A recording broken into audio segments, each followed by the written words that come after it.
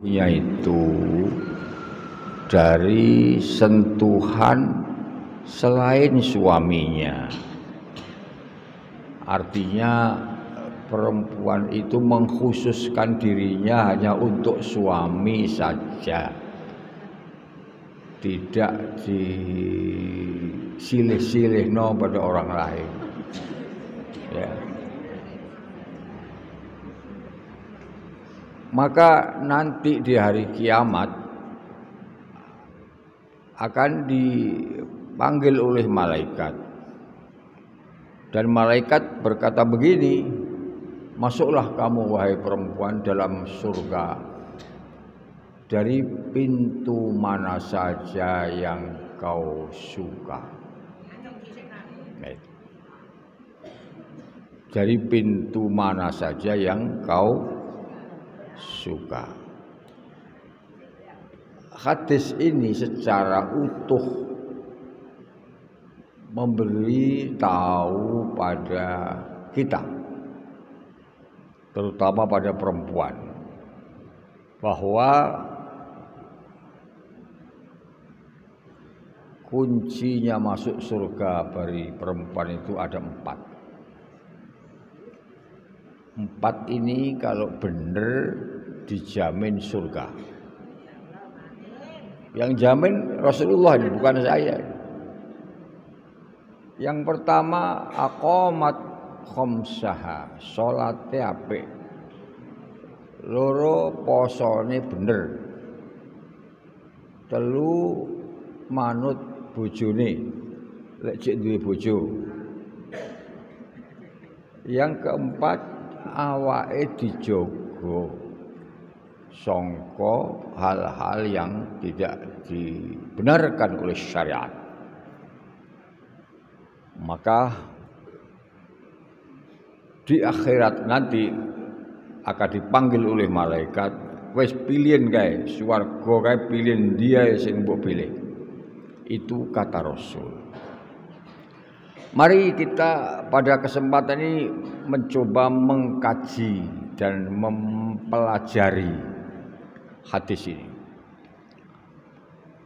Pertama, Rasul mengatakan ayyuma. Ayyuma itu artinya siapa saja. Jadi hadis ini egaliter. Kalau orang ilmu pengetahuan mengatakan ini sangat egaliter, artinya sangat demokratis banget. Pokoknya di wong wedok tanpa melihat apakah dia itu orang kaya atau orang miskin, orang bodoh atau pinter, tuwek utawa nom, ayu utawa ora pate ayu. Ya, wis pokoknya ayyuma imra'atin itu egaliter. Itlaqiyah bahasa Arabnya. Sopo ae ora peduli golongane apa ae, sukune apa ae, bangsane apa ae, partene apa ae, ora peduli, pokoke wedok. Nah, pokoke wedok. Asal siji aqamat khamsaha, jejeg oleh ngopeni salat 5 wektu. Iku syarat nomor 1. Niku insyaallah panjenengan iki salate jejeg kabeh. Berarti panjenengan pun gadah karcis 1 untuk surga. Garek diopeni sing apik sampai mati. Nggih mboten? Garek diopeni. Insyaallah kabeh wis salat. Kejaba sing urung. Garek ngopeni piye amrih salat hidup sampai itu sudah pegang 1 karcis, karena karcisnya ada 4. Nah, sholat itu buat orang yang mukallaf seperti kita, itu kewajiban yang tidak pernah berhenti sebelum nyawa berhenti. Pokoknya tiyangan itu selagi jik ono nyawane jik wajib ngelakoni sholat. Senajan gering, senajan sakit, gak iso ngadeg ya lungguh, gak iso lungguh ya turun miring, gak iso turun miring ya melumah, gak iso rukuk, gak iso sujud ya pokoknya isyarah wae, ngene cukup. Pokoknya jek metu nyawane, jek ono akale, jek wajib sholat. Yang tidak wajib itu satu adalah anak kecil yang belum balik, belum haid. Saya kira ini semuanya sudah gede semua. Ya ada. Wis duduk bocah maneh. Wis tuwek-tuwek enek sing wis ketuweken barang. Nah. Satu. Jadi enggak masuk ini. Yang enggak wajib satu anak kecil. Anak kecil yang belum balik itu enggak wajib sholat. Tapi kalau umpamanya anak umur 5 tahun, 7 tahun oleh ibunya, oleh bapaknya diajari sholat, itu jenenge tamrinan lahum kata fikih, untuk melemaskan ben lemes ben kulino, diajari jamaah, dijak sholat, nggak wajib padahal itu ben kulino ben lemes. Nah, ketika orang tua ngajarin anak walaupun belum wajib, orang tuanya tetap dapat pahala. Pahalanya mulang mangga. Itu satu. Yang kedua, yang tidak wajib sholat itu adalah orang yang akalnya hilang akalnya, gendeng. Pokoknya gendeng ora wajib. Jadi ana wong gendeng mlaku ora usah diseneni lek gak salat. Dan saya kira semuanya ini adalah orang waras. Ya toh? Tidak ada yang gendeng. Maka wajib sholat semuanya. Yang ketiga, orang yang dalam keadaan uzur karena nifas atau karena haid. Perempuan ini nomor 3. Itu tidak wajib sholat. Dan tidak wajib qadha. Tapi kalau puasa wajib. Kenapa? Mergo puasa itu setahun pisan. Kalau haid kan setahun bisa berkali-kali. Maka wajib qadha. Dan ini perlu paham tentang ja'al mane, zalal mane. Kapan haid itu datang dan kapan haid itu pergi. Karena di sana ada sesuatu yang rumit, ya, yang di dalam ilmu syariat itu kalau nggak hati-hati ada sesuatu yang harusnya itu disalati bersama-sama, tapi karena tidak paham akhirnya tidak disolati. Nah itu jadi tanggung jawab dari qadha, nanti punya hutang. Maka perlu itu belajar ilmu ja'al mane zalal mane.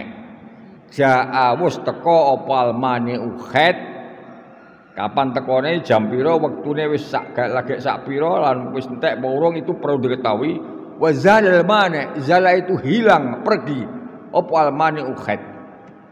Itu ada spesifik waktu, ada ruang-ruang yang tahu itu hanya perempuan, kapan dia datang dan kapan dia pergi, itu harus dipelajari, Bu. Harus dipelajari. Perempuan wajib paham tentang ja'al mane zal mane itu. Kalau enggak paham, golek guru sing ngerti ngono kuwi.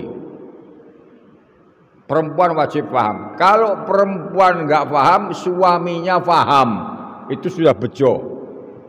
Sing sorori sing wedok ora paham, sing lanang ya goblok pisan. Wah, kiamat itu. Rumangsane ra duwe utang, tibake duwe utang. Nah, itu. Jadi ada kondisi-kondisi di mana kita itu boleh tidak sholat. Ya antara lain tadi itu.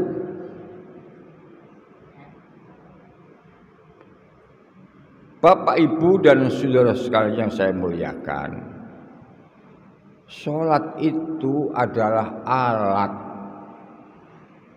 yang diciptakan oleh Allah untuk membangun hubungan dan kesinambungan antara manusia dengan Allah. Kata Al-Quran, wa aqimis sholata lidzikri inna sholata tanha 'anil fakhsya'i wal munkar wa la dzikrullahi akbar. Kita itu butuh membangun kesinambungan kita dengan Allah. Bahasa tasawufnya disebut wusul ilallah. Antara kita dengan Allah itu sambung. Jangan sampai kita sebagai makhluk tidak nyambung karo Al-Khaliq. Jangan. Harus sambung antara kita dengan Allah. Dan Allah membuat alat agar kita selalu sambung dengan Allah itu namanya sholat. Sedino ping 5. Sedino 5 kali kita menyambungkan diri dengan Allah. Orang kalau hubungannya dengan Allah sambung, match, ya, maka ketika kita butuh apa-apa, ya karena sudah sambung, sudah kenal, tentu beda dengan orang yang tidak sambung dan tidak kenal. Saya kenal sama Pak Haji Muhajir misalnya. Kalau saya butuh apa-apa, Ji, aku butuh sarung misalnya.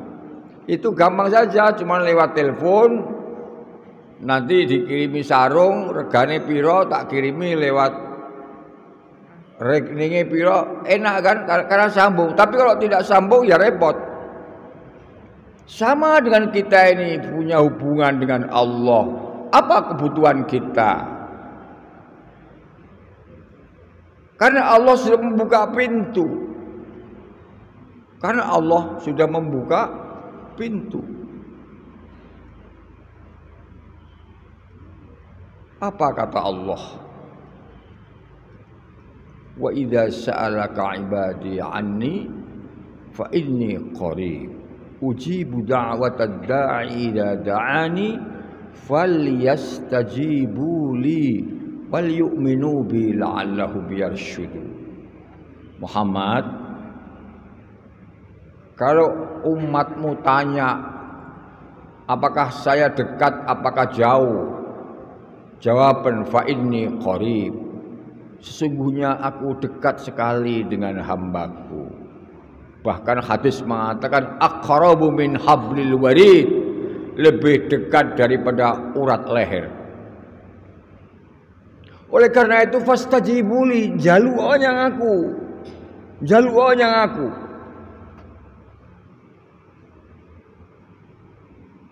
Karena ujibu da'watad da'i idza da'ani, aku akan memenuhi apa yang diminta oleh hambaku kalau dia mau minta. La'allahum yarshudun, mudah-mudahan mereka mendapat petunjuk. Itu kata Al-Quran.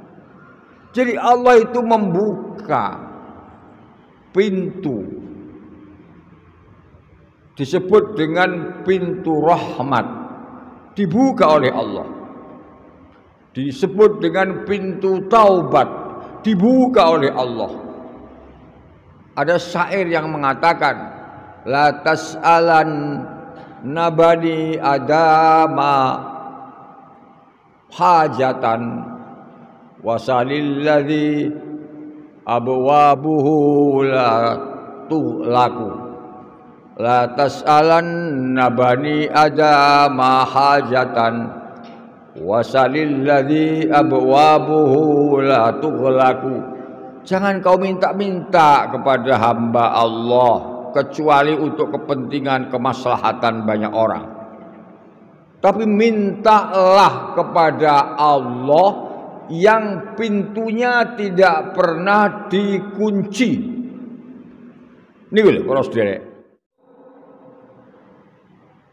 Butuh Allah napa mboten? Kita itu butuh Allah.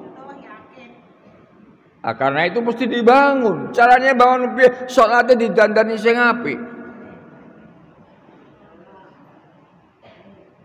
Salat itu salah satu kunci kalau kita ingin mulya akhirat, dunia akhirat.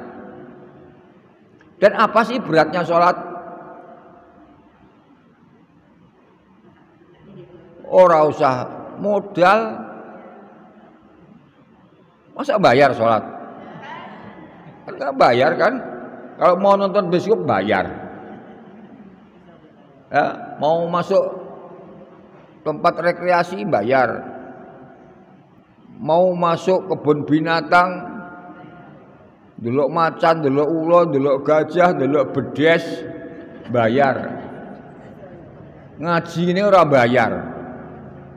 Jadi ganteng ndi delok bedes sampai aku jane. Sholat itu cuman pokoknya awake suci, tempatnya suci, pakaiannya suci, berdiri usolli fardhu maghribi dan seterusnya, Allahu Akbar, sudah sambung dengan Allah. Terus jaluk apa? Jaluk apa kowe? Kata Allah. Kita minta, sudah sujud, duduk, minta 8 perkara. Rabbighfirli, ya Allah kula nyuwun di ngapura. Butuh mboten di ngapura? Dosa enggak? Anten sampean dosa mboten dah? Ya, Rabbighfirli. Roro warhamni. Kula iki panjenengan sayangi. Kula panjenengan welasi Gusti. Rabbighfirli warhamni napa ne? Wajiburni. Kula panjenengan paringi rezeki sing cukup. Papat, warfa'ni. Panjenengan angkat derajat kula sampai teko swarga. Warzukni, kula panjenengan paringi anak putu sing sholih sholihat. Niku warzukni artinya pengen duwe keturunan sing sae. Wahdini, panjenengan paringi iman sing kuat Gusti. Hidayah niku artinya imane kuat. Wa'afini, awak kula waras Gusti, senajan tuwek tapi ya penggah sehat, ngoten lho. Wis tuwek ngkrik-ngkriken. Itu dia wa'afini. Jaluk waras, wa'afini. Wa'fu anni, panjenengan paringi slamet kula Gusti. Sakniki kathah tiyang boten slamet lho. Nggih napa boten? Kathah tiyang boten slamet. Padahal wonge sugih, wonge pinter, wonge gagah, dilantik dari pejabat nggawe jas. Dihormati wong akeh, banyak ucapan selamat. Kok ujung-ujungnya jasnya diganti rompi, ditulisi tahanan. Enten mboten? Iku jenenge ora selamat. Jenenge ora selamat. Jadi nalika salat niku panjenengan nyuwun diparingi kesempatan minta tapi sing tenanan saat hatimu. Ojo min qalbin ghafil, kata Rasul. Jangan dari minta itu, jangan dari hati yang kosong, hati yang lupa. Mulutnya muni Rabbighfirli, minta ampun kepada Allah, tapi hatinya teko pasar paing. Jangan. Itu namanya membangun komunikasi dengan Allah. Kenapa sholat jadi salah satu kunci? Karena sholat hakikatnya adalah alat yang disediakan oleh Allah untuk membangun hubungan yang baik dengan Allah. Kenapa? Ya karena kita memang butuh Allah. Kita memang butuh Allah. Kita butuh Gusti Allah. Ya butuh mangan barang. tapi ya butuh Gusti Allah. Ya sing wae mangan ya Gusti Allah. Pun niku satu. Salat ditata sing apik, apalagi mundak suwi, mundak tuwek.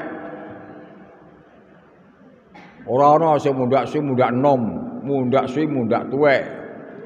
Kula niki biyen enom, Pak Muhajir enom. Biyen ganteng-ganteng. Saiki pating pecotot ora karu-karuan. Ujungnya inna lillahi wa inna ilaihi. Panjenengan nggih ngoten sami mawon. Tapi tidak apa-apa, yang penting salatnya bagus. Saya tuwek, saya sae. Soal fisik saya elek ora apa-apa, pokoknya atine saya sae. Loro wasomat syahroha. Kunci surga yang kedua adalah wong wedok niku lek posone apik. Poso di sini pengertiannya tentu adalah poso Ramadan. Orang mangan, orang ngombe dan lain-lain. Tetapi pengertiannya lebih luas. Puasa pengertiannya adalah kemampuan kita untuk mengendalikan nafsu kita. Dalam puasa ada simbol-simbol syariat yang namanya menahan diri dari tidak makan. Itu simbol syariat namanya. Menahan diri dari tidak minum selama 12 jam. Itu simbol syariat. Untuk menuju sah puasanya. Tapi tentu kita diajarkan untuk setiap ibadah itu tidak hanya sah, tapi bagaimana diterima oleh Allah. Gini apa badan? Haji ngoten, haji itu ada simbol syariat. Ada rukun, ada wajib, ada sunat. Itu simbol-simbol syariat. Tapi ada simbol-simbol yang lain yang tidak hanya terbatas pada syariat. Simbol syariat itu adalah menuju kepada keabsahan. Tapi ada hal-hal lain yang menuju ke diterima oleh Allah. Dalam hal poso nggih ngoten, ora mangan, ora ngombe itu sah. Tapi apakah diterima oleh Allah apa tidak nanti dulu. Iso masakne moto apa gak? Iso mempuasakan mulutnya dari tidak goroh, tidak ngerasani, tidak adu-adu dan lain-lain. Bisa memuasakan tangannya apa tidak untuk tidak melakukan hal-hal yang tidak boleh. Zaman biyen niku ngrasani wong iki ya nyengene tanggane wis ngomong. Sekarang ngrasani wong bisa lewat jari, Pak, Bu. Ngene apa mboten? Itu bisa geger sak Indonesia gara-gara jari kita. Oleh karena itu Nabi mengatakan al-muslim man salimal muslimuna min lisanihi wa yadihi. Muslim yang baik adalah orang yang bisa menjaga mulut dan tangannya supaya tidak menyakiti siapa saja. Orang walaupun sholatnya baik, puasanya baik, tapi kalau mulut dan tangannya suka menyakiti orang lain, itu bukan muslim yang baik. Muslim yang baik selain membangun hubungannya dengan Allah baik, dia juga bisa membangun hubungan baik dengan sesama. Oleh karena itu perlu memuasakan mulut setiap hari. Ramadan namung setahun sekali. Memuasakan mulut setiap hari. Memuasakan tangan, aja sok gawe WA sing manas-manasi sapa-sapa, adu domba, fitnah, hoax dan lain-lain. Itu bukan muslim yang baik. Itu puasa secara syariat ya pokoknya tidak makan, tidak minum, tidak bersetubuh. Tapi secara substansial, secara hakiki, hakikat puasa adalah kemampuan kita untuk mengendalikan seluruh tubuh kita, zahir dan batin, dari hal-hal yang dilarang oleh agama.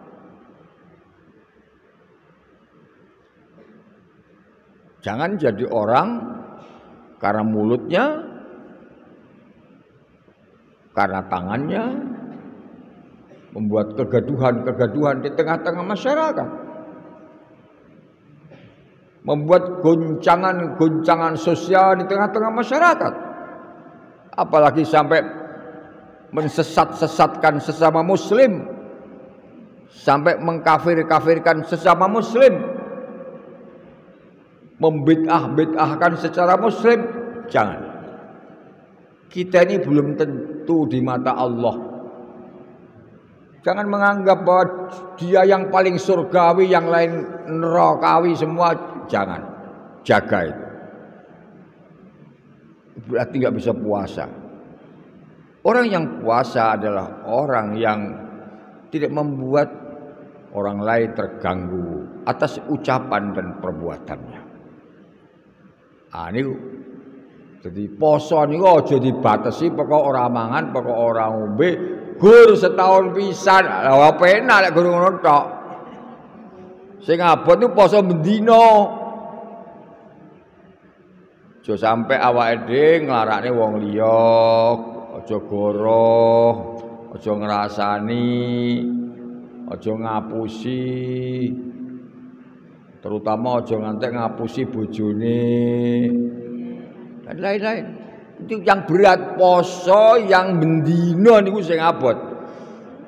Dan ini bangsa Indonesia butuh poso ngeten iki. Karena kita hidup ini butuh aman, butuh tentrem, butuh rukun. Nggih napa mboten? Dengan rukun aman kita nyambut gawe iso penak, didik anak iso penak, ngibadah iso penak. Ning lek situasinya kacau kesro, nyambut gawe ora tenang, didik anak ora tenang, ngibadah ya ora tenang.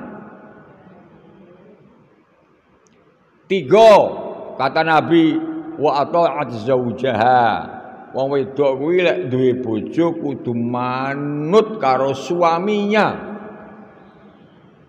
Manut ing dalem apa? Ing dalem perkara-perkara sing bener. Lek diperintah bojo, bojone merintah bener, wajib taat. Tapi kalau perintahnya tidak benar, tidak wajib taat. Dan agama memastikan bahwa taate wong wadon kepada suami itu adalah ibadah. Napa Bu? Ibadah. Deres Quran ibadah, tapi gaene wedang bojo ibadah. Ayo kowe. Beda betul. Ibadah piye to sampeyan iki? Wiridan subhanallah subhanallah subhanallah alhamdulillah ibadah. Ibadah. Tapi gawe senenge bojo ibadah. Bojo teko kemudian disambut dengan wajah yang cerah. Iku jenenge mantasurruka idza nadartaha. Wadon sing lek mbok sawang nyenengne ora besengut ae, tapi nyenengne atine wong lanang kuwi cara Kanjeng Nabi ibadah. Ora besengut terus dijak omong nyente-nyente. Praupane wis ora karu-karuan kate tambah merengut pisan. Senengane getak-getak. Sakjane iki ben laire apa bareng bledek apa piye kok. Sampeyan lek sore kae tau ndelok apa kae? Sinetron apa? Tukang ojek. Apa Pak, Bu? Tukang ojek. Wah, iku ana wong wedok sing payuh penggawean nyentak sing ana bendina pokoke. Sing wedok lek ora nyentak sing lanang ngono ki lambene kaku. Nyentaki sing lanang, wong lanang dike sapi perah, pokoke kudu ngojek bendina, kudu golek dhuwit bendina. Wis ora tau dipijeti, ora tau disenenge atine. Niku contoh wong wedok sing mboten sae. Wong wedok landhep. Apa sing landhep? Nah, itulah. Jadi agama niku menempatkan ada oleh wong wedok ngladeni wong lanang iku ibadah. Napa malih lek poso, masyaallah. Sumber ganjarane wong wedok lek poso niku boten karu-karuan.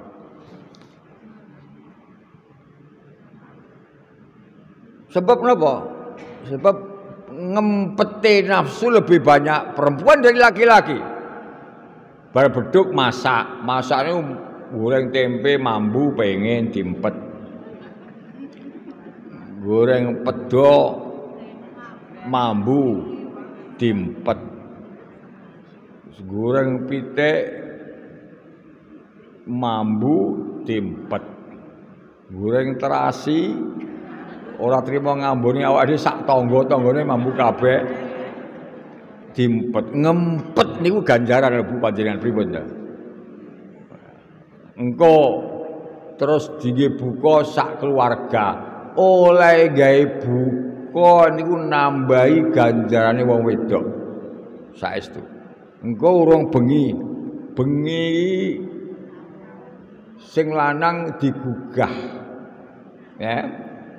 Jam 3 gugah-gugah anake bojone. Sedurunge jam 3 wong wedok wis tangi, sing lanang jek ngorok. Engko ngenget-ngenget jangan. Wis tangi jam 3 begini ibu wis tangi. Engko ngenget-ngedangan nyiap-nyiapne sahur. Wis baru sahur terus bojone lagi digugah. Ya Allah, betapa besar pahala perempuan kalau puasa itu. Niku para sedherek sampean cara agama ibadah sedaya. Jadi perempuan itu bukan main, banyaknya ibadahnya. Tapi wong lanang ya entuk ganjaran padha ae. Mergo sampean masak sing golek ya wong sing lanang. Lek gane berase apa sing mbok masak? Lek gane iwake sapa sing mbok masak? Sing golek iwak duwite bojone. Bon, intine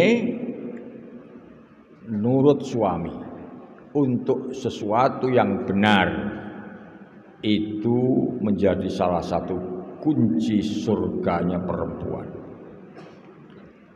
Wa khafidhat farjaha, auratnya itu dijaga, Bu. Perempuan yang bisa menjaga auratnya, ya Allah.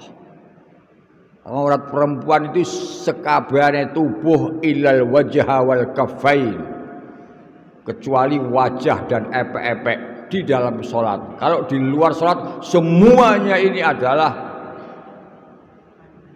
aurat. Tapi ada mazhab yang mengatakan menurut Imam Syafi'i, kalau perempuan itu di daerah tropis atau perempuan itu bekerja, maka boleh membuka wajah dan membuka lagi kafain ini. Tadi barang mukhtalaf lah wis, pokoknya wis. Yang penting dijaga, aurat itu harus dijaga karena menjaga aurat itu bagian dari kunci surgawi. Nah, saat ini sing nomor 4 ini banyak diabaikan oleh perempuan-perempuan. Ora usah ado-ado metu yang dalan doho krono wis karu-karuan wis. Ngene mboten.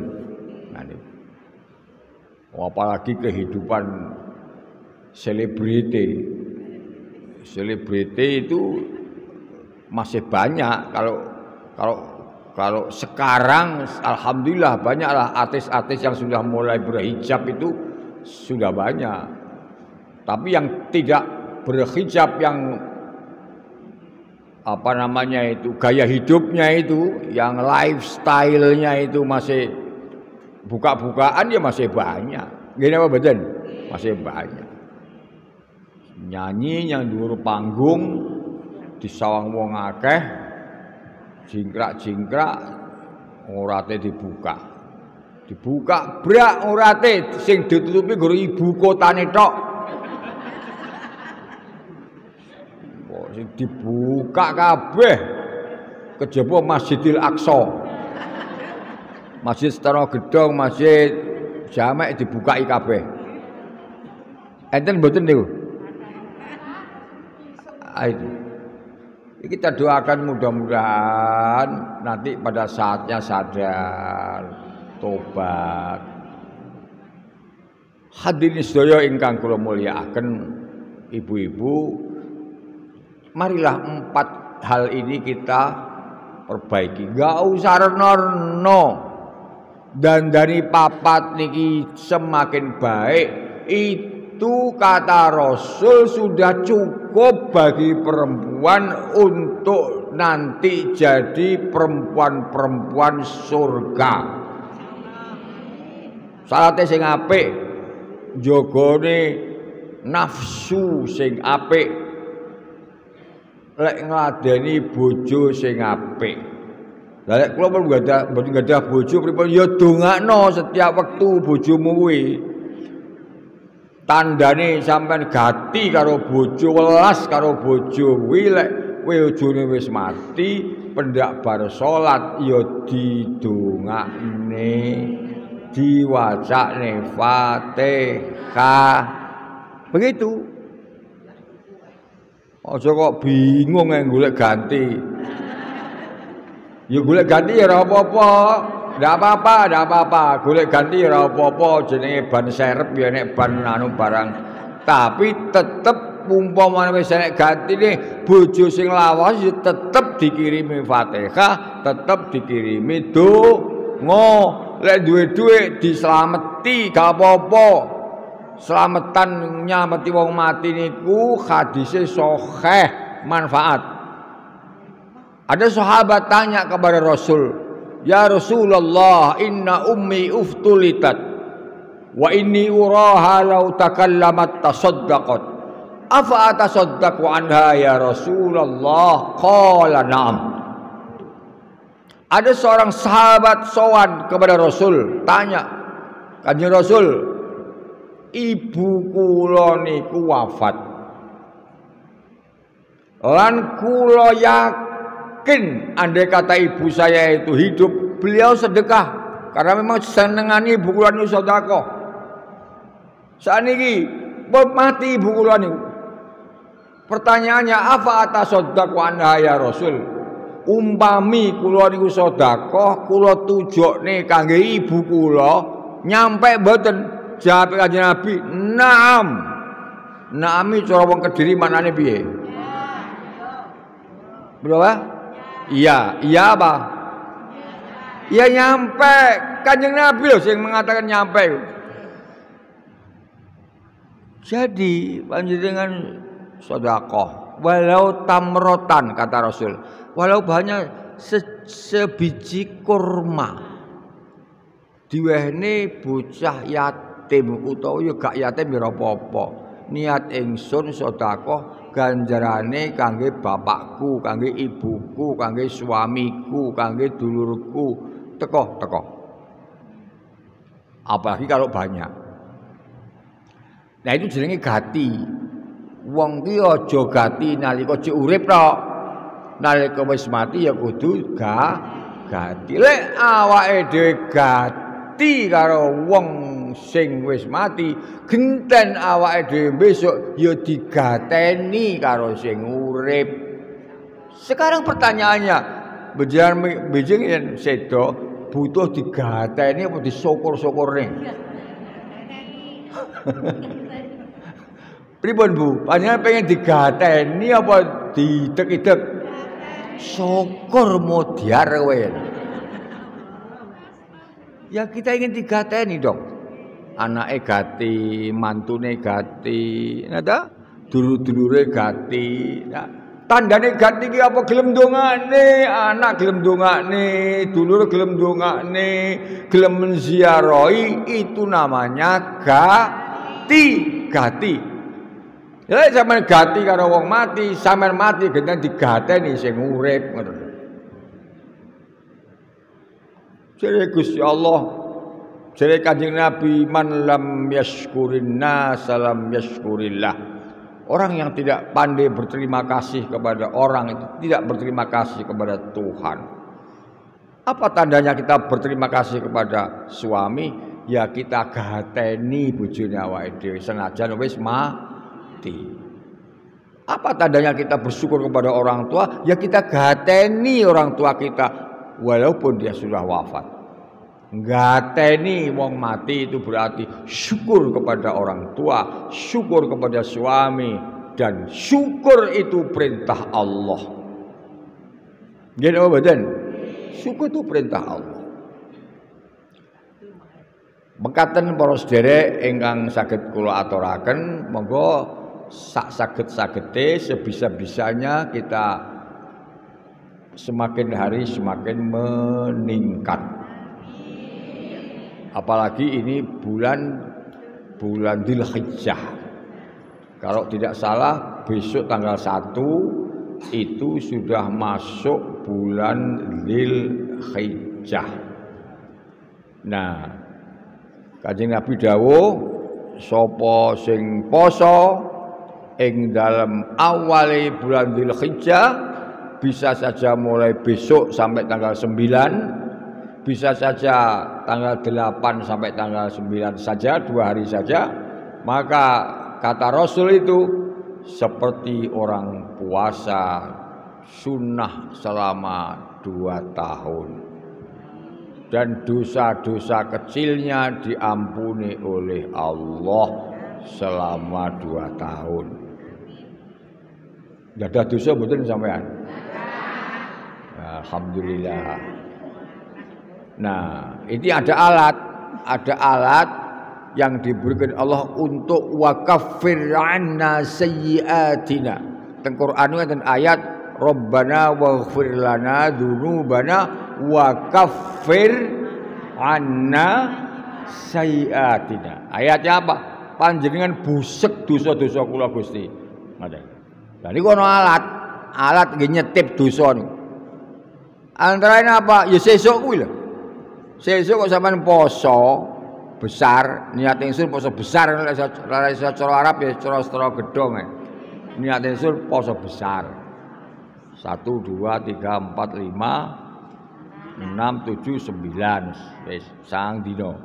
Paling tidak tarwiyah tanggal 8 dan Arafah tanggal 9. Niku alat untuk busek dosa-dosa cilik awake dhewe. Untuk merealisasikan tadi itu loh. Ayat mengatakan wa kafir 'anna sayyi'atina. Nah, alat busek itu ono, ya poso. Nah, jadi umpamanya awake dhewe ditulis karo Allah, iki dakmu kae dosa, cateti karo malaikat dosa. Jam semene dosa. Dina Jumat. Kok sesuk dosane tulis neh. Ahad dosane tulis neh. Dosa cilik-cilik niku. Nah, niku catetan niku iso dibusek karo Gusti Allah. Jenenge wakaffir 'anna sayyi'at. Ada alat untuk membusek nih. Antara lain alat dibusek dosa niku nggih niki poso niku. Jenenge poso sunat. Oh, wonten malih kendaraan. Nah, tadi bukan besar rono Gusti Allah paring alat teng awake dhewe. Kendaraan tinggi lewat siratal mustaqim. Awake dhewe niku sering donga ngene, ihdinas siratal mustaqim. Kula niki paringi petunjuk tentang ajaran yang lurus, yakni Islam. Tapi ada di akhirat itu siratal mustaqim niku sebuah sirat itu wot sing sangat kecil sekali. Agak hati-hati so nyemplung ngisor neraka kono. Nah, itu ana kendaraane sing ditumpaki kok kene kok ngene apa mahsyar kene sampai teko swarga kono lewat siratal mustaqim itu diwehi kendaraan karo Gusti Allah alat yaitu korban yang kita lakukan di dunia ini kalau diterima oleh Allah nanti akan kita jadikan sebagai alat untuk menyelamatkan kita dari jatuh ke jahanam. Yang penting ikhlas iki. Lan murah, Bu, murah. Wedhus niku namung 2.500 niku wis kena dingge tumpakan. Larang-larange ya 5 juta. Niku gedhe, gagah. 3 juta wis kena. Murah banget. Mobil piro saiki? Hah? Mobil itu nggak bisa kalau hanya 3 juta, 5 juta. Ya. Tidak boleh hanya 10 juta, mesti di atas 100 juta. Ada yang sampai miliaran. Sampai miliaran enten kendaraan sampai 7 miliar, 10 miliar. Minimal 1 miliar. Ini kendaraan dunia. Ngono kadang-kadang awake dhewe ngoyo sampai kredit barang. Among nggone iki diopeni kendaraan akhirat ini diopeni. Barang siapa yang korban untuk dirinya 1 kambing dan untuk 7 keluarganya 1 sapi yang sehat, yang tidak PMK dan diterima oleh Allah, itu akan jadi kendaraan di akhirat ketika nanti kita susah mencari keselamatan di hadapan Allah Subhanahu wa taala. Monggo bismillah niki bulan-bulan niki bulan banyak sekali Allah memberikan kasih sayangnya kepada kita. Apalagi kalau kita mau beramal solih selain puasa, selain korban, juga silaturahim, juga menyantuni beberapa orang-orang yang mesti kita santuni dan lain-lain sebagainya. Sedekah tidak harus harta benda yang banyak, sedikit pun kalau ikhlas akan diterima oleh Allah. Sedekah duit bisa, sedekah ilmu juga bisa, sedekah kebaikan kepada sesama juga bisa. Barangkali itu saja ibu-ibu yang saya muliakan. Mudah-mudahan panjenengan saged istiqomah ngaos nggih. Ngaji niki awake ben aji mungguhe Gusti Allah Subhanahu wa taala. Ada kurang dan lebih mohon dimaafkan. Wallahu yuwaffiquna ya. Namanya kasus ya. Kasus itu tidak harus ada. Jadi begini, masalah nyambut gawe. Wong wedok niku oleh syariat tidak diwajibkan nyambut gawe. Sing wajib nyambut gawe niku wong lanang. Nase Quran ar-rijalu qawwamuna 'alan nisa. Laki-laki itu tanggung jawab kepada istrinya. Istrinya agak makan sing dosa wong lanang. Anake gak mangan sing dosa wong lanang. Anake gak iso sekolah, gak iso ngaji, gak iso mondok sing dosa wong lanang. Jadi intinya masalah nafkah, maisha itu tanggung jawab laki-laki. Perempuan tidak wajib. Tapi kalau perempuan itu kemudian membantu ngewangi sing lanang, boleh. Sepanjang kemudian tidak melampaui batas-batas yang dibolehkan oleh suaminya. Kowe kena ngewangi aku nyambut gawe, tapi yang omahe gak usah metu ke omah, gak usah nyang kantor rokan cekak, ya kono awor wong lanang-lanang. Engko terus selingkuh. Nah, kalau suaminya mengatakan mandek, gitu, nggak wajib. Suami itu nggak wajib kerja. Jadi mau bojo nih, wong wedok nih teng omah mawon, nggih namung ngladeni bojo, ngopeni anak, utawa nyambut gawe yang omah saja, memang diizinkan sama suami, ya itu sudah nggak dosa, sudah cukup. Tapi walaupun keluar, kalau suami mengizinkan, itu ya ndak apa-apa. Tapi lek nek apa-apa sampai dosa sing lanang melok dosa. Begitu. Nah, sekarang kasus tadi itu. Niku ngeten Bu. Sing wedok nyambut gawe. Nyambut gawe ne wong wedok niku modal sendiri apa modal suami ngasih istri. Ya, kowe tak wae modal. Kowe nyambut gawe yo dengan catatan bla bla bla bla. Kita wae dhuwit 100 juta, umpamane utawa 50 juta. Ngen tuku kelambi apa konveksi engko lek dodol pakai online saja. Kan sekarang ada tuh online. Enggak usah ketara wonge. Pokoke ketara duwite ngono ae. Nah, umpamanya begitu. Itu berarti modal yang ngasih suami satu atau modal sendiri. Dia dapat warisan dari orang tuanya. Dia dapat warisan dari orang tuanya, kemudian sama perempuan ini dikembangkan.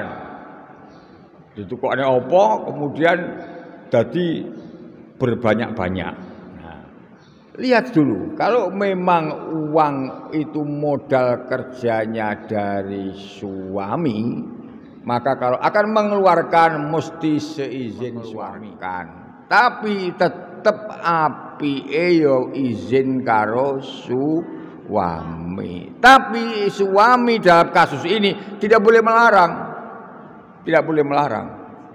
Gitu. Ya tidak boleh dong. Rumah tangga harus terbuka.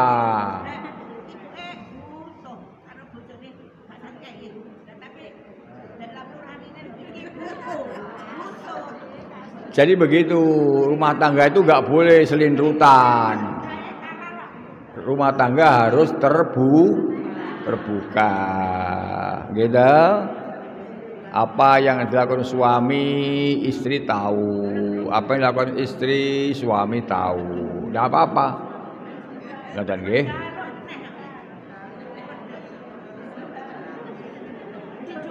Ngoten nggih.